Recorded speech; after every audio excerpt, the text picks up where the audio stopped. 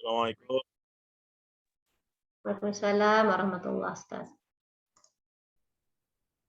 Okey, nampak ya? Nampak Ustaz? Sekejap Kak Syida nak pergi FB Live sekejap.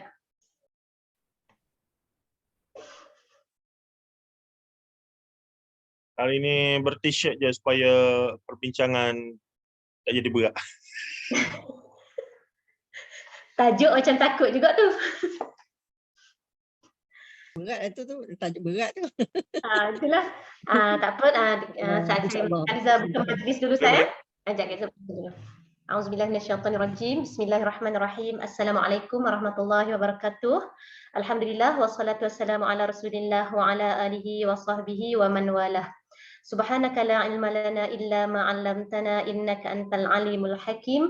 Rabbi shrah li sadri wa yassir li amri wahlul 'uqdatam min lisani yafqahu qawli. Allahumma anfa'na bima 'allamtana wa 'allimna ma yanfa'una wa zidna ilma. Rabbana yassir wa la tu'assir. Rabbana tammim bil khair. Rabbi zidni ilman. Amin ya rabbal alamin. Lama kita cuti Ustaz. Rasa macam lama tak berjumpa dalam Zoom. Itulah, lama sungguh. Lama Saya pun sungguh. rasa macam betul kelas nak mula ni. Ustaz tunggu juga. Malam Maksudnya ni betul ke kelas minggu depan nak mula ni? sebab semua sibuk raya balik kampung Ustaz. Lama yang orang tak boleh balik kampung. Betul.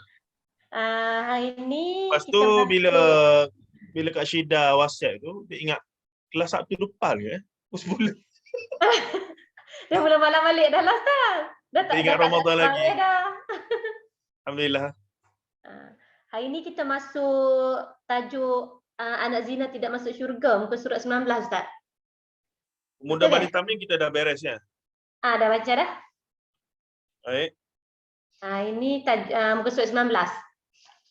Ya, saya nak pasang saya punya charger, takut laptop mati. Okey Ustaz.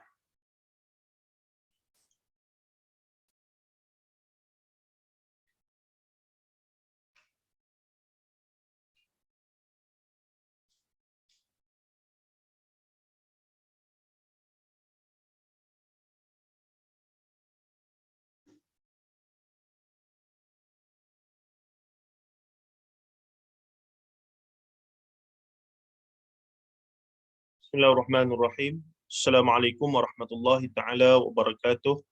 Innal hamdalillah nahmaduhu wa nasta'inuhu wa nastaghfiruh wa na'udzu billahi min shururi anfusina wa min sayyiati a'malina. Man yahdihillahu fala mudilla lahu wa man yudlil fala hadiya lahu. Asyhadu an la ilaha illallah wa asyhadu anna Muhammadan 'abduhu wa rasuluh. Allahumma shalli wa sallim wa barik ala Muhammad wa ala alihi wa sahbihi wa man tabi'ahum bi ihsanin ila yaumiddin. Amma ba'd. فإن أصدق الحديث كتاب الله وخير الهدي هدي محمد صلى الله عليه وسلم وشر الأمور محدثاتها وكل محدثة بدعة وكل بدعة ضلالة وكل ضلالة في النار أو كما قال النبي صلى الله عليه وسلم لا نبي بعد. Alhamdulillah masih pada Kak Liza, Kak Syida, Kak Zaitun, Kak Rohaya, Syahira dan semua sekalian saya tak dapat nak sebut nama satu-satulah, insya-Allah. Yang kita menjangkakan sekejap lagi lebih ramailah masuk insya-Allah macam sebelum-sebelum ini.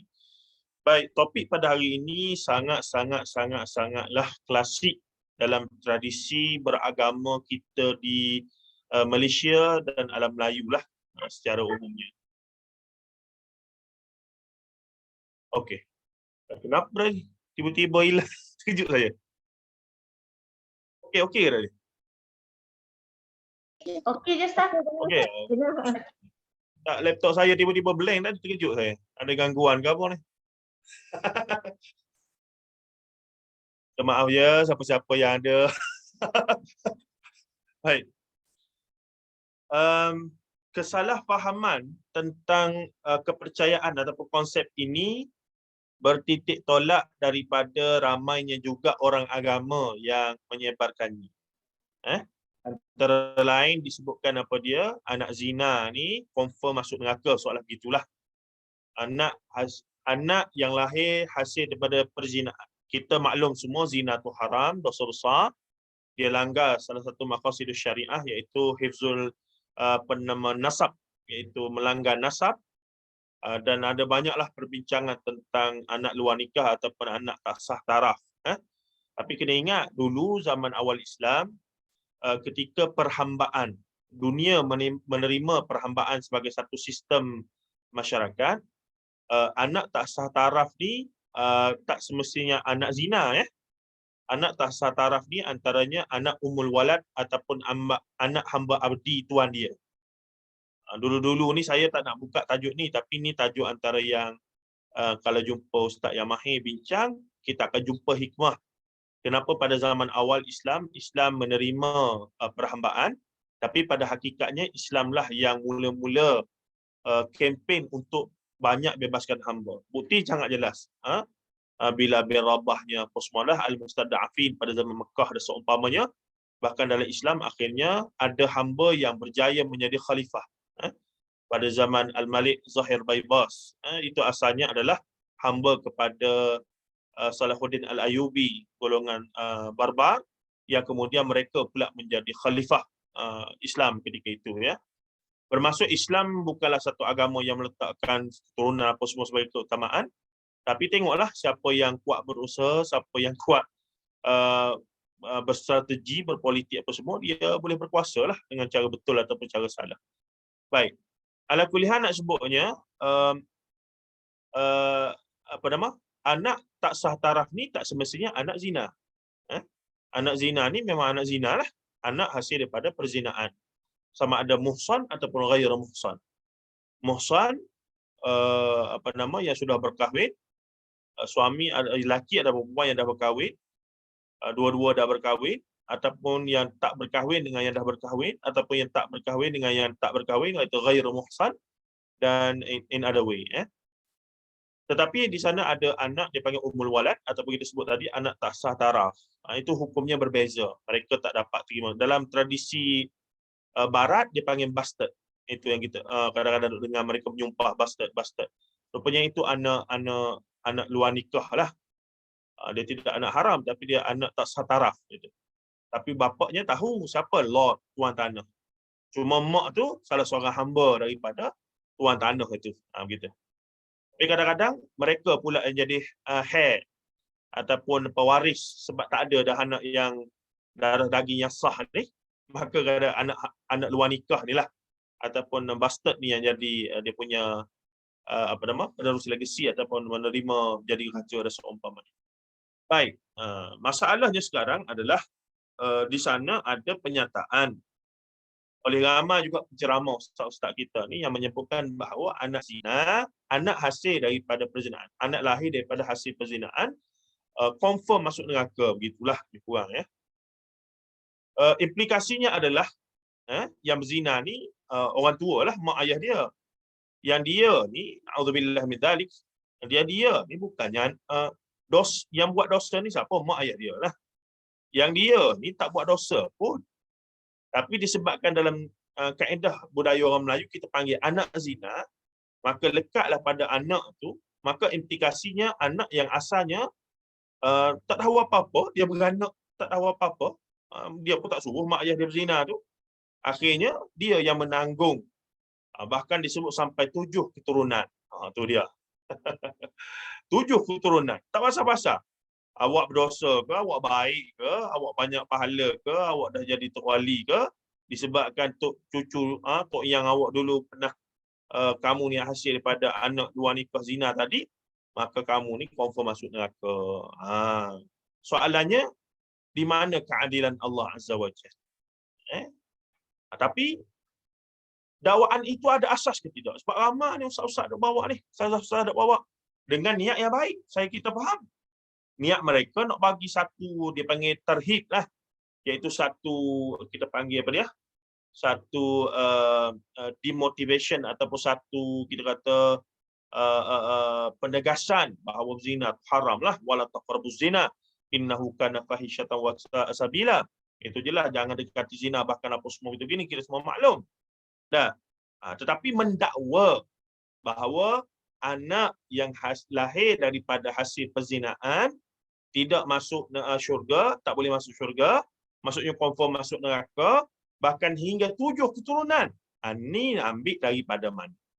Ini satu dakwaan besar. Ini satu dakwaan yang melibatkan syurga neraka, perkara gaib. Kita belajar daripada sesi-sesi yang sudah bahawa apa dia? Bahawa suatu dakwaan gaib mestilah ada sandaran nasnya. Mestilah ada sandaran Al-Quran dan hadisnya. Tak boleh reka sebab ia termasuk perkara ghaibiyat. Dah.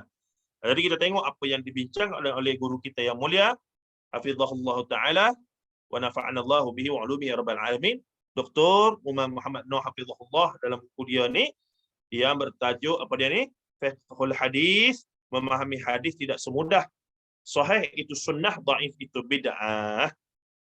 Topik yang keberapa dah kita ni? Kak Liza. Topik yang ke berapa tu? 4. 1, 2, 3, 4. Topik yang kelima pada hari ni. InsyaAllah kalau sempat kita habiskan 2 topik kalau sempat insyaAllah. Baik, kita baca dengan segera. Kata soalan ini, saya pernah mendengar sebuah hadis. Mafhumnya, anak zina tidak masuk syurga. Wala zina. Nanti kita tengoklah hadis tu. Apakah kedudukan sanad hadis tersebut? Ni orang yang tanya ni orang yang ada ilmu sikit pasal hadis. Apa dia punya isyaratnya? Sebab di sana dia tanya, hadis ni ada sanad ke? Nampaklah dia tu bukan calang-calang orang lah. Dia tu anak murid Ustaz Zulkhairi, anak murid Ustaz Ustaz Yusuf Arba'in dan asatizah lain yang sentiasa menitik beratkan tentang sumber dalam agama. Mesti cara tanya pun kita tahu dah ni mesti bukan jenis jenis mengaji tidak berkitab ataupun mencatat ataupun berguru secara khusus. Kita tahu ni dengar-dengar begitu saja. Tapi yang mendengar secara khusus mesti ada nilai tambah berbeza dengan yang biasanya yang selain daripada yang kita lalui. Baik, katanya lagi apa dia? Apakah kedudukan sanad hadis ini? Jika ia sahih, apakah pemahaman yang benar berkenaan dengan kandungan matannya, iaitu teksnya? Ini betul-betul soalan orang yang ada pendedahan dalam ilmu hadis. Dia tanya tentang ilmu riwayah, iaitu tentang sanad. Bahkan dia tanya tentang ilmu dirayah, iaitu fiqh kepada kefahaman terhadap hadis, iaitu matan tadi, teks tadi. Baik, hadis jawapannya Syekhuna Dr. Umar Muhammad Noor hafizahullah taala Al-Indonesi lah di atas sana ya. Dia kata apa dia? Hadis yang mengandungi lafaz seperti ini diriwayatkan menerusi beberapa sanad. Sudah. Bermaksud memang ada sungguh hadis yang kata memang ada sungguh riwayat yang sebut anak zina tak boleh masuk syurga ataupun masuk neraka, confirm masuk neraka. Ada sungguh. That's why lah ada ramai ustaz duk jual cerita ni. Bukan jual lah. Duduk menyampaikan cerita ni. Sebab apa? Buku kitab mereka rujuk mengaji duk kata ni hadis Nabi. Jadi salah ustazah ke? Separuh tak salah. Separuh. Sebab ada sungguh kitab-kitab yang kata ni hadis Nabi. Cuma kita orang yang mengaji sikit dalam terdedah dalam disiplin hadis ni, dia tidak cukup setakat ada dalam kitab. Apa kedudukannya, statusnya? Di situ soalan yang kalau orang yang tak minat mengaji macam kita sikit ni, dia akan terlepas pandang. Dia akan tak dapatlah maklumat tersebut. Baik, katanya di sini apa dia? Yang paling kuat katanya ada beberapa sanad. Bukan satu ya. Ada beberapa sanad. Jangan main. Yang paling kuat ialah riwayat Abdullah bin Amr bin Al-As. Amr bin Al-As. Nabi SAW bersabda, radhiyallahu anhuma, Nabi SAW bersabda, la yadkhulul jannah aqun. Tidak masuk syurga orang yang apa dia? Derhaka kepada siapa? Kedua ibu bapa. Itu jelas, kita bersetuju. Memang hadis jelas, Quran pun jelas sebut. Wala mannanun. Apa dia mannan? Orang yang mengungkit-ungkit kebaikan yang dia buat. Mannan. Jangan ada buah nama anak lah. Mannan. Bukan main. Bunyi sedap je. Hanan tak apa. Manan, mari mana macam sedap je bunyi arak dah. Rupa-rupanya maksud dia apa dia? Mengungkit-ngungkit. Orang yang suka mengungkit-ngungkit. Tak kena sakan tu. Baik, katanya lagi apa dia? Wala mudminu khamrun. Orang yang alkoholik. Orang yang ketagih arak ni. Nah, orang yang pemabuk. Alkoholik lah. Kemudiannya apa dia? Waladu zina. Dan tidak anak hasil daripada zina. Hadis ini kata Syekhuna Hafizahullah sebagaimana dinukilkan dikeluarkan oleh Al-Imam An-Nasa'i dalam As-Sunanul Kubra. Imam Nasa'i riwayat ni. Imam Nasa'i ni siapa? Salah seorang daripada Kutubus Sittah punya imam lah.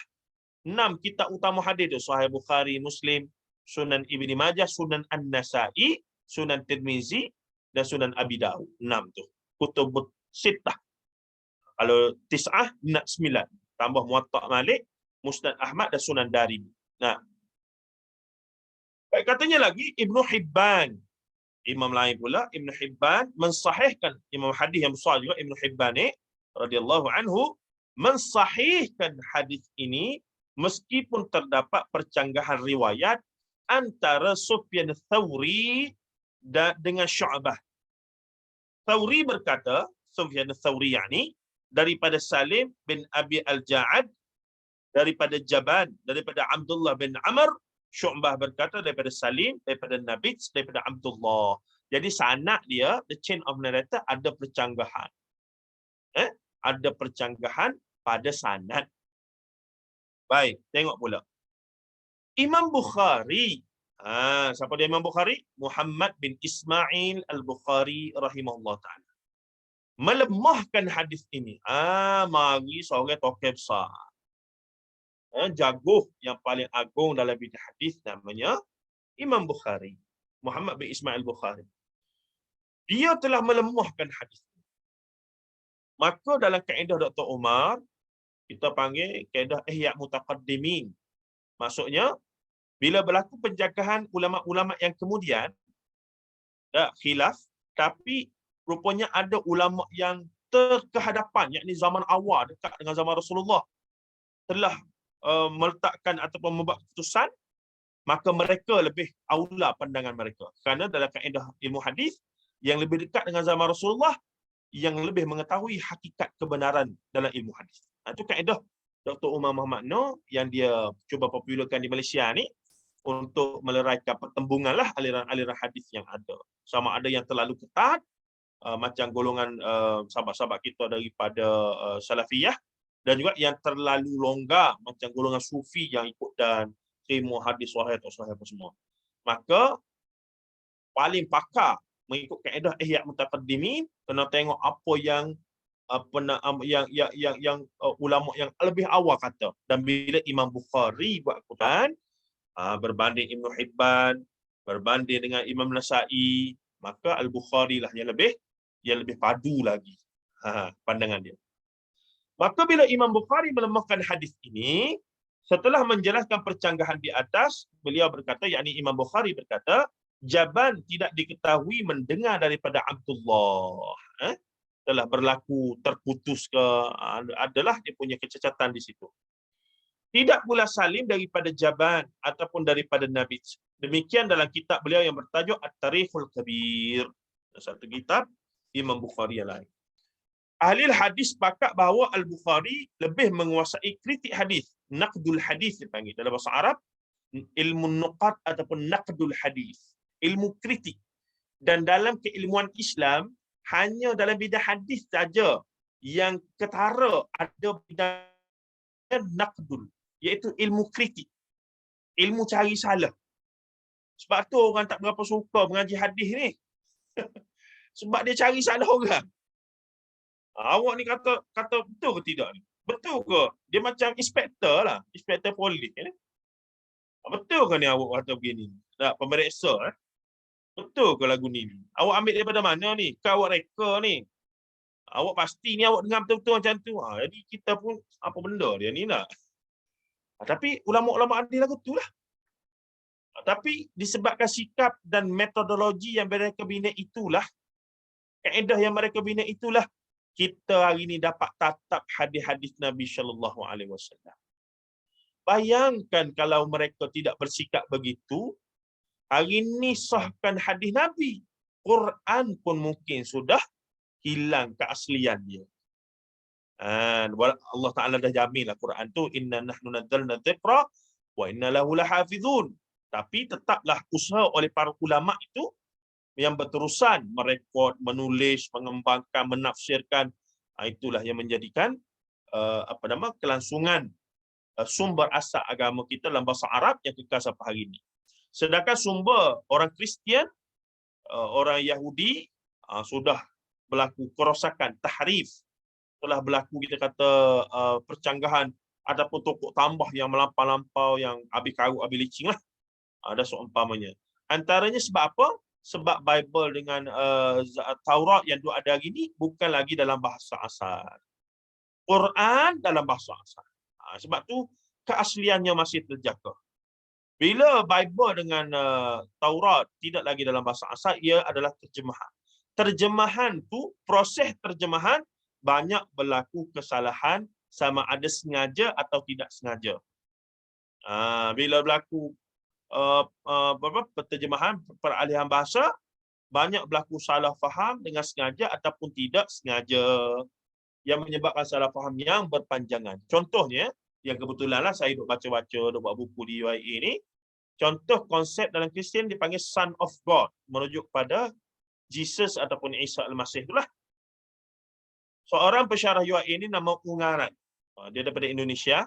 Dia ni bekas pastor ataupun padri level tinggi di Indonesia yang pengajian dia di peringkat degree dan master dalam bidang biblical studies. Memang seminari di Malaysia ni pun banyak rupanya seminari gereja yang menawarkan pengajian tinggi peringkat diploma, degree, master, bahkan PhD dalam bidang teologi Kristian. Saya pun tengok-tengok, rasa seronok juga pergi belajar. Kalau ada beasiswa suruh belajar, saya pergi belajar. Tapi syarat kena free lah. Baik, sebab kita tak tahulah apa yang dia duk belajar dalam tu kan. Jadi apa yang berlaku adalah, lagi tajuk sikit, cuma saya nak bagi maklumat yang agak penting dan menarik. Dr. Ungara Rashid ni, tuannya kecil saja, orang Sunda. Dia ni adalah orang yang terlibat dalam menterjemahkan Bible dalam bahasa Indonesia yang terkini, yang dimodernkan, yang hampir dengan bahasa Melayu. Yang menggunakan kalimah Allah apa semua tu betul lah dalam Bible Alkitab Indonesia yang rasmi, yang dia ada, yang terjemahan yang rasmi memang mereka guna. Dan mereka cuba guna bahasa Melayu yang memang Nusantara, Malaysia, Indonesia boleh baca semua. Sabah Sarawak tak sudut kira lah, memang fokus dia pun gitu ya. Jadi bila dia dah level master tu, dia pergi level tinggi lagi, maka dia berpeluang untuk belajar bahasa Hebrew, bahasa yang terawal ataupun bahasa asal Bible ataupun Injil yang ni. Jadi bila dia dah pandai dan dia pernah menatap, bila dia level tinggi ni, dia dibenarkan, dia pergi ke Vatican ke mana tu, Allah Alam, dia dibenarkan menatap skriptur yang paling tua. Dan bila dia tengok kalimah dalam bahasa Hebrew, kalimah asal yang diterjemahkan sebagai Son of God, yang mana dalam bahasa Inggeris ni diambil daripada bahasa Latin diambil daripada bahasa Arab ataupun bahasa Hebrew tadi. Sebenarnya kalimah tersebut memanglah bila diterjemahkan secara literal, dia jadi Son of God. Tapi makna sebenar dalam bahasa Hebrew adalah sesuai dengan konsep khalifah Allah fil ard dalam bahasa Arab. Jadi merujuk kepada Isa Al-Masih, sama juga dengan Nabi Muhammad, iaitu khalifah, yakni Rasul. Bukannya kata Son of God sebagaimana bahasa Inggeris tu. Son of God yakni daripada Tuhan ataupun jelmaan Tuhan ataupun essence Tuhan dalam flesh and blood. Sebagaimana yang difahami, dia adalah Tuhan, dia adalah jelmaan Tuhan yang paling sempurna, insanul kamil ataupun the perfect human, the perfect man, tapi dia bukan Tuhan. Pening kita ya, Tuhan tapi bukan Tuhan. Atau dia pun falsafah japu-japu kita pun tak apa gitu. Pening lah orang Kristian ni. Tapi nak katanya berasal daripada kesalahan terjemahan. Nampak boleh salah faham. Begitu juga Islam kita. Banyak benda yang asalnya Quran betul, tapi dimanipulasi kalimah Quran tu dengan sengaja ataupun tak sengaja, jadi salah faham. Tu ringkas ceritanya, boleh daripada situ. Jadi son of God tu sebenarnya, kalau kita terjemah dalam bahasa Arab adalah khalifah. Bukannya son of God yakni al-waladullah ke, bukan. Auladullah tidak. Tapi kerana salah terjemah dengan sengaja ataupun tak sengaja daripada peringkat awal, daripada bahasa asal Bible kepada bahasa, daripada Hebrew kepada Greco-Roman, kepada Latin, kepada Arab, kemudian kepada Latin, kepada Inggeris, dah jadi salah faham ability. Itulah kita lebih kurang. Baik, balik pada cerita kita. Jadi ahli hadis sepakat bahawa Al-Bukhari lebih menguasai kritik hadis daripada Ibn Hibban. Walaupun Ibn Hibban kata hadis tadi sahih, iaitu anak zina tidak masuk syurga tadi, akun wala mannanun wala mudbinu khamrun apa semua tu, dan wala waladu zina tu, semua tu tak masuk syurga belaka. Hadis tu Ibn Hibban kata sahih. Tapi kemudian Imam Bukhari telah kritik sanad hadis tersebut, dan bila Imam Bukhari kritik, maka ulama-ulama lain kata Imam Bukhari lebih jago, lebih otai lah, lebih lama, lebih otoriti dalam kritik hadis. Baik. Habis di situ. Sanad lain. Pakai t-shirt pun peluh juga ni, panas. Payah juga rupanya ya. Apalah. Saya ingat nak santai-santai. Dengar lah ya macam mana. Tapi insya-Allah bila kita faham tu dia ada manis dia. Benda payah ni bila kita dengar memang, tapi bila kita boleh faham sikit, oh dia punya manis tu lain macam. Kemanisannya nanti patutlah dia gitu insya-Allah. Baik, lagi sikit lagi. Selain riwayat daripada Abdullah bin Amr bin Al-As tadi radhiyallahu anhuma, hadis ini juga diriwayatkan menerusi jalan Mujahid, seorang tabi'in tafsir, daripada Abu Hurairah radhiyallahu anhu bahawa Nabi sallallahu alaihi wasallam bersabda, la yadkhulu waladu zina wala syai'un min naslihi ila sab'ati abna al-jannah. Nampak tu. Baca terjemahan tak dia tu. Tidak akan masuk syurga anak zina, juga anak keturunannya hingga 7 keturunan. Patut. Ada sungguh rupanya. Patutlah masyhur sangat berkembang. Disebarkan dalam kitab ceramah apa semua itu begini tu. Jadi nak kata ustaz-ustaz kita salah pun tak juga tuan-tuan, sebab memang ada. Memanglah dengar tu tapi tak habis lagi, baru separuh tu. Memanglah ada. Tapi ada tu ada yang macam mana? Adakah ada dalam tiada? Gitu. Tu mengarut dah tu. Ada dalam tiada lagi mana pula. Baik, hadis ini dikeluarkan oleh Abdul bin Humaid dan An-Nasa'i dalam Sunanul Kubra. Oleh siapa dia? Imam Nasa'i juga. Terdapat perjanggahan ittirab, dia panggil ittirab. Perjanggahan yang sangat parah dalam sanad hadis ini. Menurut Ad-Darqutni,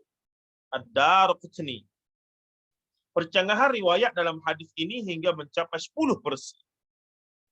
Sebahagian riwayat mengatakan daripada Mujahid, daripada Muhammad bin Abdul Rahman, daripada Abu Hurairah. Sebahagian yang lain daripada Mujahid, daripada Ibnu Umar, daripada Abu Hurairah. Riwayat lain daripada Mujahid mauquf, yakni terhenti, stop di situ. Jadi banyak sangat selalu. Ni kata daripada jalan ni daripada jalan ni. Lagu mana lagu tu? Ada ittirab dia panggil. Jadi itulah kecacatannya. Dalam ilmu hadis dia panggil ittirab ni, maksudnya ilal, ada kecacatan dari sudut sana. Baik, selain pencanggahan riwayat, setiap sanad daripada hadis ini mengandungi perawi-perawi yang diperkatakan ahli hadis tentang kelemahan hafalannya. Tu dia. Itu kriteria dalam jarh wa ta'dil, dalam ilmu kritik hadis, iaitu kritik perawi, kelemahan hafalan antara kriteria yang menyebabkan kualiti hadis itu juga jadi jatuh. Daripada keterangan di atas boleh dirumuskan bahawa hadis dengan lafaz seperti ini kesemuanya lemah. Dhaif yani. Bahkan terlalu lemah. Dhaif jiddan. Dengan lafaz seperti ini Bahkan terlalu lemah sehingga beberapa pakar hadis menilainya batil dan palsu. Sehingga ada ulama yang agak tegas kata hadis ini batil, bahkan jatuh pada palsu, maudhu'. Siapa kata gitu tu? Salah seorangnya ialah Al-Hafiz Ibnul Jauzi rahimahullah dalam kitab Al-Mawdu'at, kitab yang dia karang khas untuk menghimpun hadis-hadis palsu.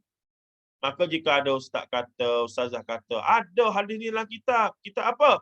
Al-Mawdu'at. Kita pun, kitab tu memang kita himpun hadis palsu. Memang ada sungguh lah. Ada. Gitu. Tapi Ibnu Jauzi ni agak terkenal sebagai mutasyaddid. Pada mutasyaddid daripada perkataan syadid bermaksud agak tegas, agak keras pandangan dia dalam bab-bab hadis. Jadi dalam keadaan setengah-setengahnya, tak ramailah favor dia ni. Nampak dia ni macam agak keras lah. Tak boleh bincang, dia kata. Tengok sikit, tak boleh. Tengok kat dulu, tak boleh langsung bincang. Jadi sikap itu mungkin menyebabkan ada setengah pihak agak anti lah, tak berapa favor dengan Ibnul Jauzi rahimahullah, yang juga pengarang kitab Talbisul Iblis. Nah, dan dia ni mazhab, tak silap sayanya, mazhab Hambali. Mazhab Hambali pula tu. Ke mazhab apa? Hambali insya-Allah. Nanti cek balik Tak silap saya mazhab Hambali. Baik. Ta'wilul hadis. Tu dia. Jadi sekarang ni premis pertama, dakwaan bahawa anak zina tak masuk syurga ni ada ke tidak sandarannya? Ada. Bahkan diriwayatkan oleh Al-Imamun Nasai. Bahkan disahihkan oleh Ibnu Hibban. Tapi kemudian dilemahkan oleh Al-Bukhari.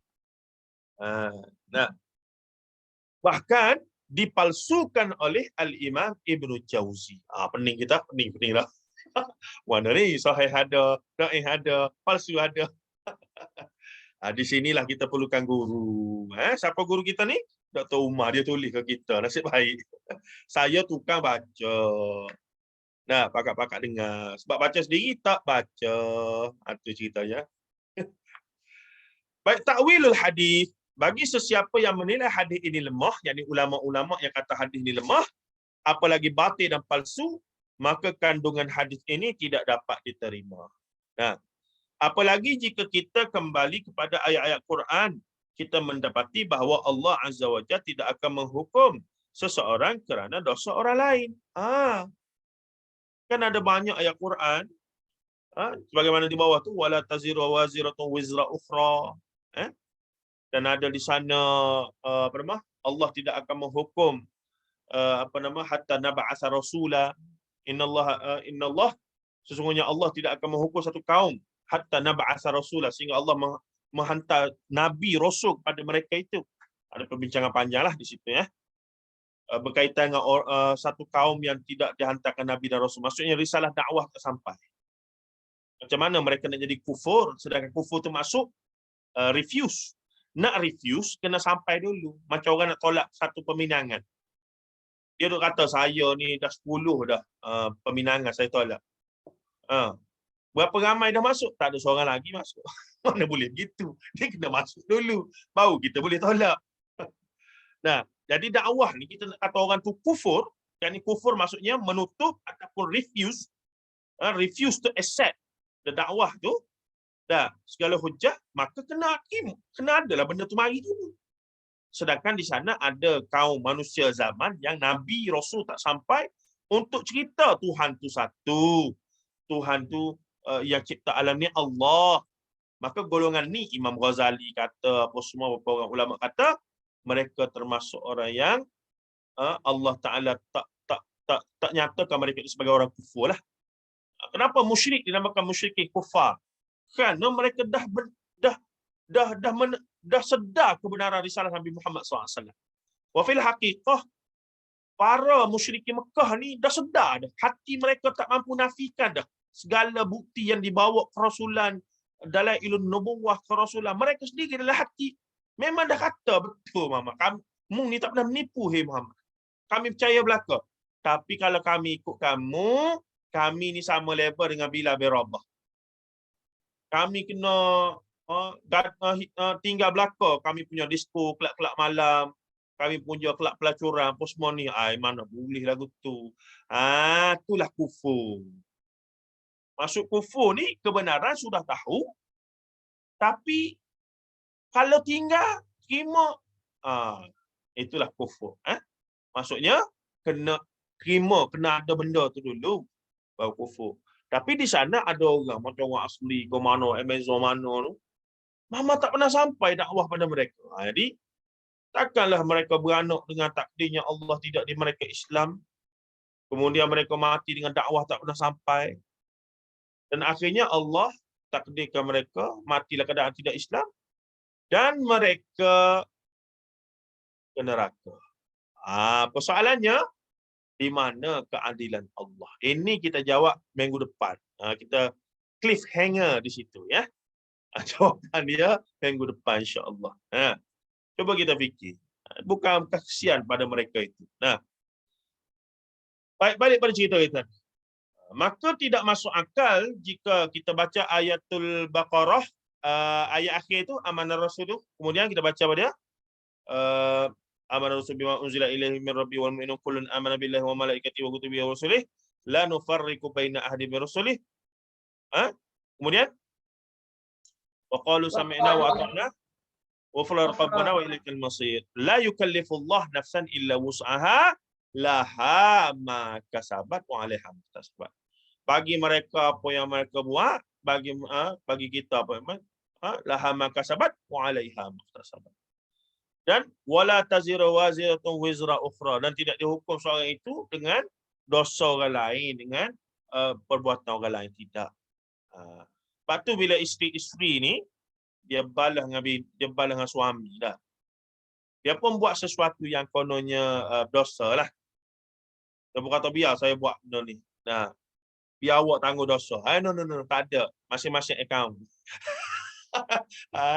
Dia punya dosa nak suruh orang tanggung. Mana boleh begitu? Tak ada. Itu kelakar sikit tu. Tak apa, saya tak nak solat, saya tak puasa. Sebab apa? Biar awak berdosa. Tak ada. Suami ni berdosa bila dia reda. Isteri tak semayang, dia pun diam, tak tegur, tak marah. Maka berdosa lah, dia dayus lah di situ. Na'udzubillah min dzalik. Tapi kalau dia tergodah, dia pun dah timbuk belasah dah. Tidaklah, maksudnya dia pun dah tegur, dia pun dah bagi. Dan bini pun buat keras begitu, nak kata apa lagi? Itu tidak tanggungjawab dia dah. Gitu. Dan yang terbaru ni sikit, konsep, ni pun ramai juga salah faham, ya. Saya ambil peluang untuk ni lah. Suami mesti bagi nafkah secara cash money bulan-bulan ni. Ramai penceramah motivasi, ustazah mana ni sebut, selain daripada hak sedia belakang tu tak apalah, tapi tetap kena bagi ni 100, 200, bahkan kena lafaz akad.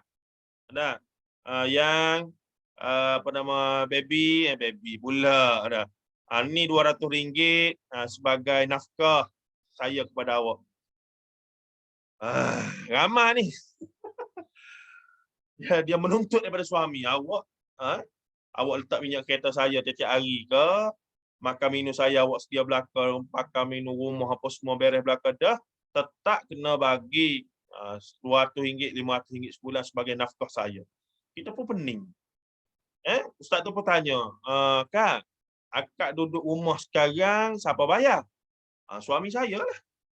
Akak pergi beli-beli, kalau pergi makan di pasar apa semua tu, pergi makan apa, siapa belanja biasa? Suami saya lah. Lepas tu beli pakai baju anak apa semua tu, akak beli sendiri ke suami akak? Kalau saya nak beli yang saya beli sendiri.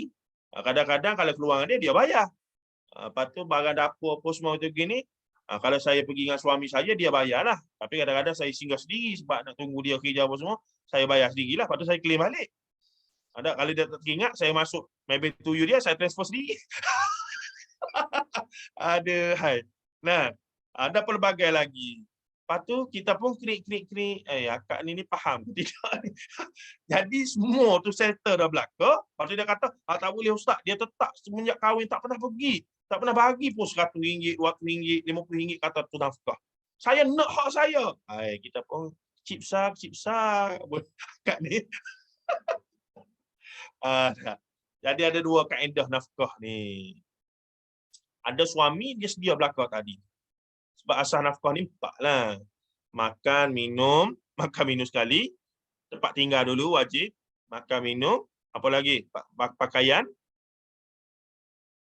Itu pun setengah ulama masuk 3, setengah ulama ada 4 lah.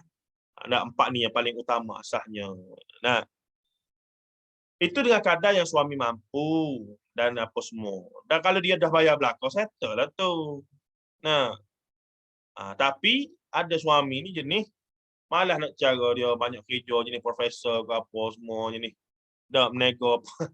Sibuk. Jadi dia bagi 1,000 sebulan. Saya bagi 2,000 ni awak urus belaka lah. Saya awak urus belaka. Pandai-pandai lah. Saya bagi 2,000 sebulan, 3,000 sebulan ni awak urus belaka.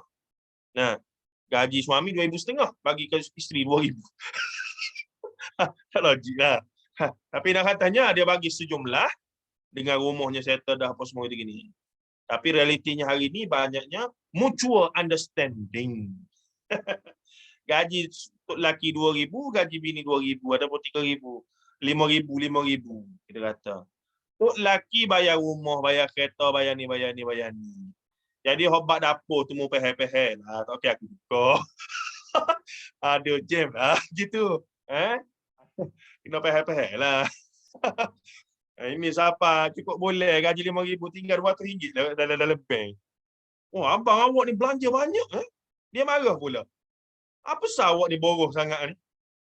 Tak boleh kau simpan duit sikit, kita pun krik. Okey. Tengok saya ni duit banyak. Berpuluh-puluh ribu saya boleh simpan sebulan. Aduh. Kita pun tanya, yang awak boleh simpan tu kenapa sebenarnya? Cuba awak fikir sikit. Gerau jaga. Dia marah suami dia. Apa awak ni? Boros awak ni. Gaji bukan je sikit. 5,000 juga sebulan. Sama dengan saya. Kenapa akhir bulan asyik tak cukup je awak ni? Tengok saya boleh simpan sampai puluh ribu. Limah lagi. Beli tu, beli mah, beli ni. Tu fikirlah sendiri ya. Tu ceritanya. Balik cerita kita ni. Tu panjang cerita tu. Baik.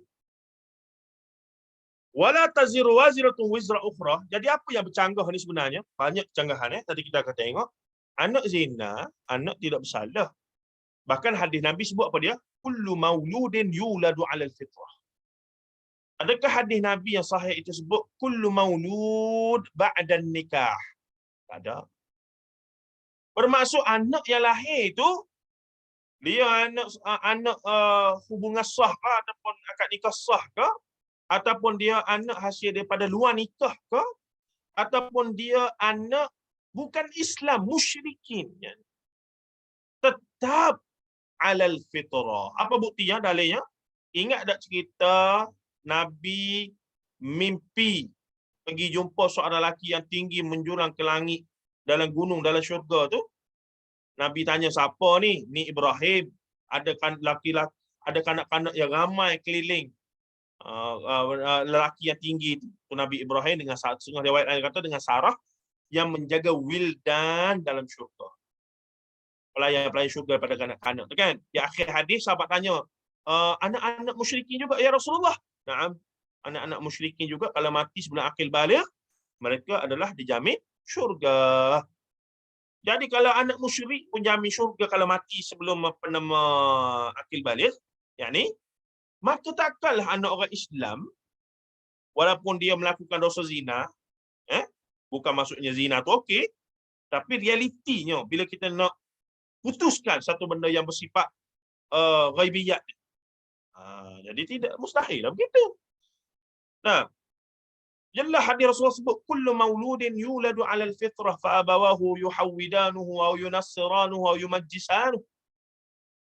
Setiap anak yang lahir itu dengan fitrah, yakni fitrah. Fitrah ni muslim lah, yakni agama asal lah, mentauhidkan Allah apa semua. Baik. Satu lagi dalil anak yang dibunuh oleh Khadir sebelum baligh, iaitu dua beradik yang menerima apa nama? Dua beradik yang bukan dua beradik tu. Anak lelaki tua yang apa nama? Lelaki suami isteri yang dibunuh oleh Khadir tu kan. Betul lah tu. Nah, bila ditanya hikmahnya kenapa, Khadir kata akhirnya Nabi Musa dah tanya-tanya tu, budak ni bila besar boleh menyebabkan mak ayah dia jadi kufur. Maka bunuh Hawa tu supaya apa? Supaya dia kekal mati ataupun mak ayah dia tak terlibat dengan apa yang dia buat tu. Patut ada orang nak buat gitu juga. Nah, apa membunuh budak ni? Saya menurut sunnah cerita Khadir alaihi tak boleh pakai. Jangan dia buat pasal weh. Macam cerita saya ceramah pasal jin lah. Saya kata hampir ijma' ulama' bahawa haram mendapatkan bantuan jin. Boleh bacalah irsyad fatwa saya bersama mufti wilayah lama tulis tu. Oh, dia kata ustaz apa tak bolehnya. Nabi Sulaiman tu relax je duk pakai jin apa semua tu. Jin. Saya pun tanya dia, bang, kita ni bukan adik-beradik Nabi Sulaiman. Tu benda tu mukjizat khasais Nabi Sulaiman. La ilaha illallah. Dia duk pakai hujah Nabi Sulaiman kan duk guna jin untuk jadi buruh binaan dia apa semua tu. Bangla mana ada lagi masa tu dia kata. Nah, sampaikan bila Nabi Sulaiman mati dah pun, jin-jin tu duk buat kerja tak berhenti. Sebab apa? Duk sangka Nabi Sulaiman duk hidup lagi, duk tengok mereka buat kerja. Sampailah anak-anak makan tu kat Nabi Sulaiman dah rebah, barulah mereka korek lah. Oh, bebas lah kita ni. Iaitu Nabi Sulaiman telah wafat. Gitu. Allah kelakar sungguhlah Tuhan. Tapi itu kita akan jumpa pok-pok haji, mak-mak haji yang ahli masjid dah sebenarnya. Betapa mereka ni kuat pengaruh tradisi budaya, cara beragama yang lama kita tradisi campur aduk ni tidak mendapat suluhan yang betul daripada Quran dan Sunnah konsep. Iman kepada hal-hal ghaib. Itu yang saya tulis buku apa semua tu nak menjelaskan perkara tersebut lah. Cara mereka beriman dengan hal ghaib tu tidak perspektifnya Quran Sunnah. Perspektifnya adalah apa yang saya kata, apa yang Bomo kata, apa yang Poyang kata, apa yang Mastika kata, apa yang Misteri Nusantara kata dan seumpamanya. Allahu Rabbi ya Karim. Baik, lagi sikit lagi ni. Prinsip ini disetujui oleh semua ulama termasuk mereka yang mensahihkan hadis ini. Oleh itu mereka tidak memahami kandungan hadis ini secara zahirnya. Tidak. Malah mereka berusaha mentakwilnya agar selari dengan prinsip Islam yang telah disebutkan. Imam Ibn Hibban misalnya, setelah menetapkan kesahihan riwayat Abdullah bin Amr bin Al-As di atas, beliau menjelaskan bahawa anak zina yang dimaksudkan adalah hadis itu bukan hanya anak yang terlahir kerana zina, akan tetapi ia juga berani melakukan larangan-larangan Allah, yakni selepas dia lahir sebagai anak, takdirnya dia lahir sebagai anak hasil daripada hubungan luar nikah tu, kemudian bila dia besar tu dia buat dosa besar, dia jadi perempuan pembunuh, maka sebab itulah dia masuk neraka. Itu kata Ibn Hibban sebab disahihkan. Tapi hakikatnya pada saya lah tidak kuat lah, lebih kuat yang bahawa riwayat itu ada masalah lah. Beliau berkata makna penafian Nabi SAW bagi anak zina daripada masuki syurga, padahal anak zina tidak menanggung dosa orang tuanya. Yakni anak zina biasanya lebih berani melakukan perkara-perkara yang dilarang. Nabi SAW mengatakan anak zina tidak masuk syurga. Maksudnya ia tidak masuk ke syurga yang akan dimasuki oleh orang-orang yang bukan penzina. Yakni orang-orang yang tidak berani melanggar larangan Allah. Ni takwil daripada Ibn Hibban atas riwayat tadi. Ada satu isu yang saya raise. Sahabat saya ni seorang ustaz, saya jumpa mana ya. Dia ni bila tanya kerjanya, dia kerja sebagai ni ustaz di kebajikan masyarakat ni. Kebajikan masyarakat ni bukan orang tua saja, anak-anak yang tak ada mak bapak ni. Anak-anak tinggal tepi jalan apa semua tu lah. Mereka ni bila hospital ambil, tak ada orang tuntut apa semua, mereka akan dihantarkan ke rumah kebajikan tu lah. Ada tempat dia di mana, Kajang ke apa semua adalah tempat. Dan jika mereka bernasib baik, mereka akan diambil oleh keluarga angkat lah. Dulu-dulu keluarga angkat mari boleh pilih. Bukan pilih mana, dia queue juga benda tu. Ramai orang minta yang tidak direzekikan ada anak ni. Jadi bila mari tengok anak tak berapa comel, tak usah ambil. Dia nak comel je. Ajar keren sungguh. Jadinya sistem giliran sudah tidak diberikan. Ya. Jadi dia ada queue dia, mari tengok, nak ambil lah, tak nak. Lepas tu memang tak boleh dah nak minta. Adalah dia punya peraturan. Dan rumit lah benda tu, bukan mudah. Dia nak documentation macam-macam, begitu begini dan seumpamanya. Tapi nak ceritanya ada sungguh baby-baby yang kecil, anak luar nikah tinggal apa semua itu begini, akhirnya masuk situ. Dan mereka hanya boleh duduk di asrama dia tu sehingga umur 18 tahun sahaja. Kerajaan hanya ada subsidi kau tanggungan sampai 18 tahun. Lepas 18 tahun cukup saja, hai baba mereka kena keluar daripada situ, teruskan hidup sendiri. Yang tak sedapnya adalah, menurut sumber saya tadi, boleh kata semua budak-budak tu ada masalah dari sudut moral, akhlak apa semua begini. Antara lain mereka kerana mereka tidak ada kasih sayang mak bapak yang normal lah.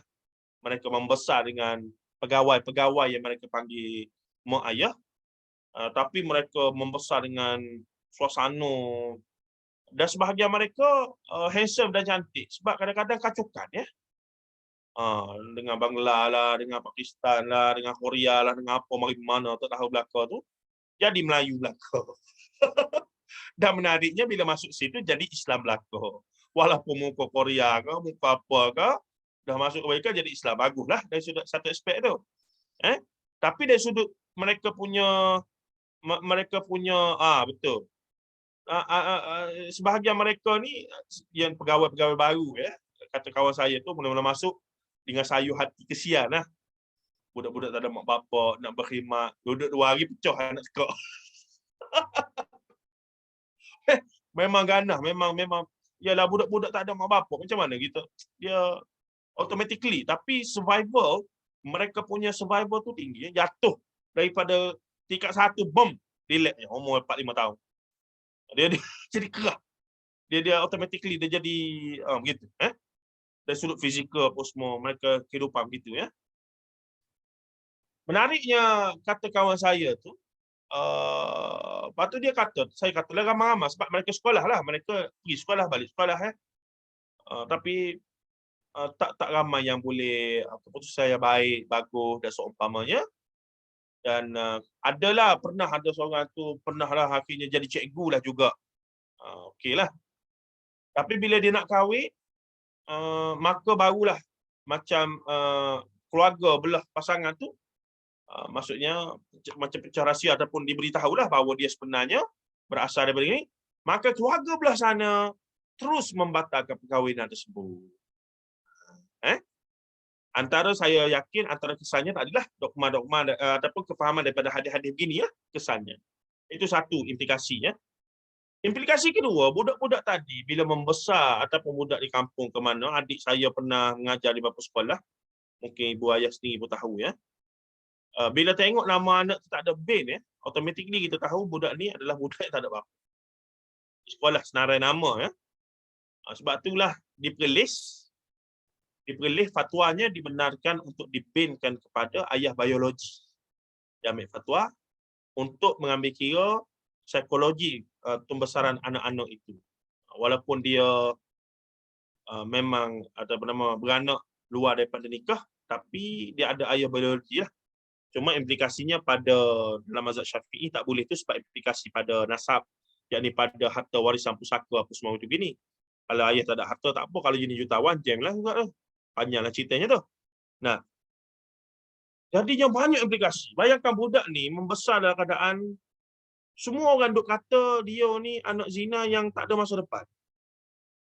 Maka dia ni apa yang berlaku adalah saya boleh bayangkan dia akan rasa apa dia? Dia akan rasa apa dia? Alang-alang dah jahat, biar jahat betul lah. Aku jadi baik pun buat apa? Memang dah confirm masuk neraka. Ni bahaya menyebarkan, mendoktrinkan, berpegang kepada hadis yang walaupun ada sumber, tapi sebenarnya telah dikritik sebagai tidak sahih. Ini betulkan balik. Begitu juga, na'udzubillah kita tak minta, ibu ayah sekalian, anak-anak kita apa semua terlibat dengan benda yang sangat-sangat tak gembira ini, tapi realitinya na'udzubillah kita tak minta tapi tetap akan ada siapa-siapa yang kita kenal ke tak kenal akan diuji dengan benda. Ini drama Melayu banyak cerita ya. Jikalah ada, na'udzubillah min zalik, berhadapan dengan perkara ini. Biasa masyarakat kita halau lah. Laki tak ada apa dia, antaklah. Tapi yang perempuan biasanya akan dihalau. Biasanya anak perempuan yang dihalau ni, dia akan pergi mana? Sebab tu dalam hadis Nabi, bila ada orang zina mari mengaku pada Rasulullah, Rasulullah kata, siapa waris dia ni? Bawa balik, jaga elok-elok. Tengok, Rasulullah dah ajar dah. Bila halau, apa berlaku? Budak tu gimana? Pergi cari balik lah sarang tempat dia, bergelumang maksiat apa semua tu. End up dengan, for the whole life, dia akan melacurkan diri di lorong haji taik apa semua akhirnya. Sebab apa? Mak ayah, ya, aib malu, Allah Akbar. Semua orang tahulah, kita pun tak nak cerita benda ni. Tapi saya kena bagi perspektif. Ya? Alhamdulillah kita tak minta, tapi betapa agama ni ada alternatif dari awal lagi. Siapa yang berhadapan dengan krisis ini, ada petunjuk daripada Nabawi. Rasulullah kata, jangan duduk, tinggal begitu dia. Bila tinggal begitu halau, dia pergi balik kepada jantan yang duk khianat dia tu. Kawan tu pergi jual dia apa semua, jadi pelacur ke apa semua, end up for the whole life, dia akan buat begitu. Auzubillah min zalik. Tapi kalau keluarga sedikit sabar, yalah benda dah jadi apa semua, kita pun tak minta. Tapi dia boleh berfikir masa depan, tak habis lagi ni. Mungkin ialah sekali tu saja, dan for the whole life dia boleh lagi pindah lagi duduk Amerika mana pun, patut orang tak kenal kita. Nantaklah. Tapi katanya anak tu tidak end up dengan sebagaimana yang kita sebutkan tadi. Banyaklah perspektif. Tengok daripada hadis ni saja, bila salah faham tu boleh implikasinya pada sosial.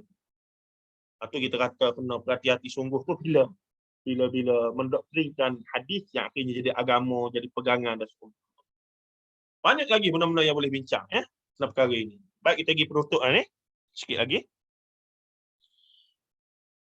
Seperti Ibnu Hibban, Imam Al-Baihaqi tidak memahami hadis ini secara zahirnya. Beliau berpendapat bahawa anak zina memang tidak masuk syurga jika ia melakukan perbuatan zina seperti yang dilakukan oleh ibu bapanya. Beliau berkata dalam Syu'abul Iman, jika hadis ini sahih, maka maknanya ditujukan kepada anak zina yang meniru perbuatan orang tuanya. Itu jadi, tidaklah kerana dia anak zina, tapi dia sendiri itu sendiri adalah kemudian sebagai penzina. Itu tak ada masalah.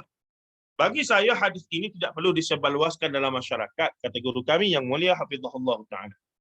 Hal ini demikian kerana selain sanadnya yang lemah dan matanya yang perlu ditakwil, hadis ini dapat melemahkan hati anak-anak zina yang tidak berdosa. Mereka adalah sebahagian daripada umat kita, seperti anak-anak yang lain. Mereka berpeluang menjadi anak-anak saleh dan berguna untuk agama dan umat. Ini menarik. Bila kawan saya tadi cerita tentang rumah kebajikan masyarakat apa semua itu begini, saya pun terfikirlah, kenapa? Wallahu alam lah, itu fikiran orang yang banyak tengok filem pun ya juga saya. Cuba bayangkan, kadang-kadang kita tengok filem ataupun cerita-cerita yang askar special branch, askar komando apa semua yang memang mereka ni dilatih untuk kira-kiranya bergadai nyawa lah untuk negara. Dan mereka ni special yang sampai tahap berani member setia untuk berkorban nyawa bila-bila masa. Saya membayangkan anak-anak ni kalau ditrain dengan betul, kebajikan masyarakat ni maksudnya ada program yang betul dan menghalakan mereka untuk paling tidak jadi polis, jadi askar. At least end up mereka ada life, mereka ada hijau ke apa gini dengan SPM mereka tu. Dan mereka boleh dilatih untuk menjadi benda-benda tadi lah, yang special-special tadi tu. Yang memang melibatkan risiko yang tinggi dan akhirnya maksudnya mereka ada kerja, mereka boleh ditrain menjadi dengan fizikal mereka yang sebahagiannya memang secara fizikalnya, secara alaminya mereka membesar dengan kerah tu. Dah akhirnya mereka kalau ada rezeki mereka boleh ada kehidupan rumah sendiri dan seumpamanya, rumah tangga dan seumpamanya. Dah. Dan kalau mereka sebatang kara sekalipun, tak ada siapa-siapa, bila tak ada sebatang kara, tak ada siapa-siapa, jika mereka perlu menggadaikan nyawa apa semua, pun tak ada orang nak bersedih tentang mereka dan seumpamanya. Maksudnya saya duk bayangkan supaya bakat-bakat mereka ini, sebab tetap mereka ni pada saya ramai-ramai mesti ada bakat yang istimewa masing-masing. Siapa-siapa pun, setiap manusia ada bakat tersebut. Tapi tidak ada program ke arah itu. Tapi Mak Saleh dia tunjuk FBI, dia ambil budak-budak, di train secara rahsia, Cina, di train.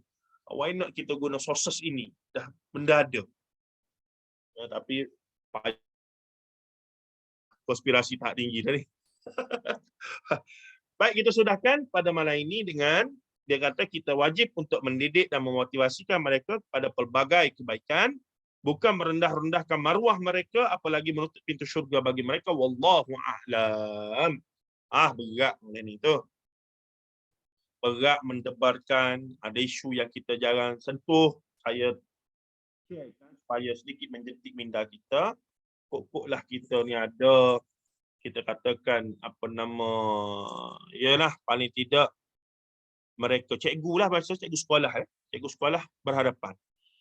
Bila nampak anak budak tu tak ada bin apa semua, automatically perspektif kita ni anak luar nikah. Jadi budak ni tak ada masa depan, budak ni belajar punya ni tak boleh masuk ke hati, tak jadi apa. Na'udzubillah min dzalik. Janganlah kita duduk pada sikap begitu, ya. Bahkan di sana ada jugalah helah-helah yang diajarkan kepada mak, biasanya mak yang melahirkan anak luar nikah yang ditinggalkan oleh lelaki yang tidak bertanggungjawab apa semua tu, maka diajarlah bila nak apa nama, daftar nama tu, letaklah nama anak tu panjang sikit. Contoh apa dia? Muhammad Abdullah, Abdul Razak, padahal nama dia belaka. Jadi dia dalam keadaan secara nak kata salah ke tidak tu wallahu alam, tapi dari sudut nak jaga dia punya aib emosi dia tu bila besar, ya. Jadi bila contoh ada nama dia Muhammad Daniel tapi tambahlah Abdul Rahman kat belakang. Jadi sebenarnya Muhammad Daniel Abdul Rahman tu nama dia belaka.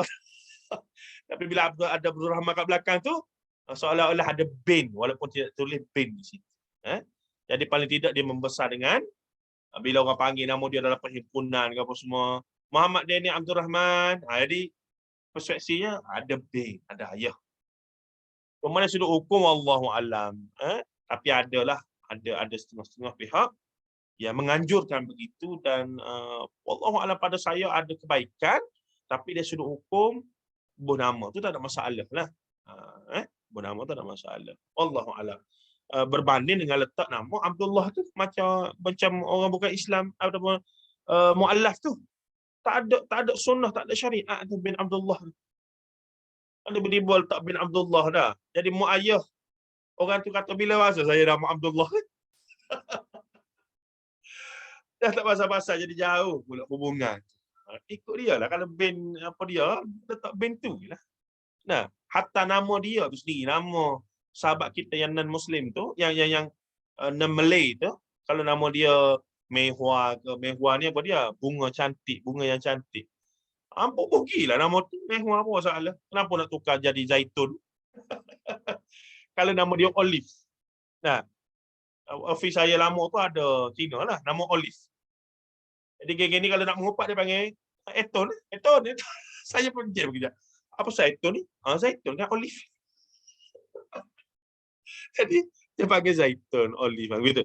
Tapi nak katanya tak ada isu lah nama tu. Dr. Mazhar dah sentuh lama lah. Lama apa semua kita kata. Wallahu alam. Ada soalan, moleknya tiada. Nak pergi bina air. Ustaz, okey, yang bin Abdullah tu memang tak ada asas je kalau kata anak menikah. Lepas tu kalau yang mu'alaf masuk Islam tu kan, kita selalu binti Abdullah kan, binti Abdullah ke bin Abdullah. Memang tak ada asas, memang tak ada dalil Ustaz ni. Tak ada. Rasulullah SAW, zaman Rasulullah SAW, Rasulullah hanya ubah nama yang maksudnya buruk. Ada sahabat nama apa dia, nama dia Qasir ke apa semua. Maksudnya nama tu Huznun, nama dia sedih. Maka Rasul tukar jadi Sahal. Senang, sejahtera. Jadi tradisi bin Abdullah ni memang tak wujud. Tak macam mana di Malaysia ni timbul idea tu, ya. Tak ada. Zaman Rasulullah, Rasulullah hanya tukar nama-nama yang maksudnya tak baik. Ada bahkan dalam Rasulullah punya tok nenek moyang ada nama Kilab. Kilab ni kalau ikut terjemah literalnya anjing. kalbun, bukan qalbun, kalbun, kilab. Jamak anjing tu. Tapi Rasulullah tak tukar pun. Sebab itu untuk nenek moyang dia, ikut dia lah. Tapi bila zaman Islam datang, sahabat-sahabat yang nama maksudnya adalah tidak molek, maka Rasulullah tukar nama. Itu saja. Tidak ada apa nama kita katakan tadilah bin Abdullah apa semua tu tak ada. Itulah orang kita. Memang tak ada pun Ustaz. Kalau dalam sijil lahir pun memang dekat nama bapak tu dia nil kan, tak ada. Dia nama anak je, nama ibu, nama bapak memang tak ada. Kau pernah handle kes-kes yang macam ni? Memang tak ada. Tapi itulah kadang-kadang kes macam ni dekat sekolah nantilah segan. Sebab cikgu akan tahu. Ya. Cikgu akan tahu melalui sijil lahir tu dia ni anak luar nikah sebab dia tak ada nama bapa. Itu satu Kak Liza, tapi kemudian kawan-kawan pun akan tahu juga bila dipanggil Itulah. nama. Lepas tu satu lagi kan Ustaz, nanti waktu yang kawan-kawan boleh tahu tu, nanti waktu exam PMR PT3 ke SPM ke, dia akan ada bubuh nama kat situ. Nama dia orang tak akan ada nama bapa. Jadi memang kawan-kawan akan tahu. Itu yang kata, ialah kalau Kak Liza macam handle benda-benda lagi, antara nasihat kita panjangkan sikit nama tu. Lebih sikit. Itulah. 3-4 suku kata memang tu. Kak pengerti pun tempat-tempat yang macam tu, tapi memang kesian lah. Sebab ada sepupu, ada kawan-kawan pun memang kerja dengan kebajikan masyarakat. Dan ada pusat khas pun ada Ustaz. Pusat khas dia orang jaga, tapi dia orang ambil anak tu nanti. Dia orang akan ambil anak tu. Dia orang lepas salin tu dia orang ambil anak tu. Yang ambil tu bukan orang calang-calang tau, yang kerja elok-elok lah, lawyer lah, doktor lah, apalah, sebab dia orang tak ada anak. Dia orang sanggup ambil anak tu, dia orang bayar semua dekat tempat perlindungan tu. Kena urus lah benda macam tu Ustaz. Tapi memang simpati lah tengok. Tapi sekurang-kurangnya anak tu tak dibuang merata lah. Macam tu. Tapi itulah bila cuma takut itulah bila orang lain yang akan tahu nanti tu dia jadi satu persepsi. Padahal anak tu tak berdosa pun. Itu isunya. Lagipun Allah dah kata Allah tak tengok permulaan kita, Allah nak tengok pengakhiran seseorang tu macam mana. Kalau kata pengakhiran dia baguslah. Orang yang berzina tu pun kalau akhirnya dia bertaubat ke macam mana kita tak tahu kan. Itu antara dia dengan Allah. Satu akan dah sebut gitu tu. Kes yang berlaku dah. Anak nak kahwin. Rupa-rupanya anak tu lahir sebelum mak ayah ni kahwin. Maksudnya luar nikah lah. Anak-anak yang lain selepas nikah. Bin. Tapi tangkak dia ni, kakak yang solong ni, sama ada bin tu pun dah ada masalah. Yang dia orang boleh cover dari awal. Tapi bila nak kahwin ni, tak cerdiknya ataupun tidak berhikmahnya, seolah-olah dipaksa untuk bongkar dosa silam yang mereka pun dah bertaubat. Dah jadi suami isteri tinggal lama. Tak ada apa dah. Tapi disebabkan adalah kekangan, disebabkan luar nikah tu tak boleh jadi wali lah apa semua tu gini. Jadi ada isu. Dipaksalah mendedahkan dulu mak ayah ni sebelum gini. La haula wala quwwata illa billah. Adakah Islam menyuluh benda berlaku tu? Daripada anak-anak keluarga bahagia tak tahu apa selesai. Mana? Aib sudah ditutup apa semua tu begini. Jadi benda-benda begitulah saya ingat dulu Dr. Mazhar dia tulis secara jelas dosa silam yang sudah berlalu tutup apa semua tu begini. Tutup. Yang penting ke depan ni, melainkan implikasi. Sebab benda-benda begitulah, benda yang tak patut tahu pun kenapa nak didedahkan cerita pada orang akhir. Jadi anak-anak pula jadi tak respect kepada mak ayah duk nampak. Ni benda yang kena faham sungguh. Ada benda yang tak perlu pun didedahkan apa semua macam ni dah seumpamanya. Islam bukan agama yang datang untuk suruh meruntuhkan apa benda-benda begitu. Wallahu alam. Harap kita ada mindset yang baru, bukan kita redha dengan maksiat apa semua.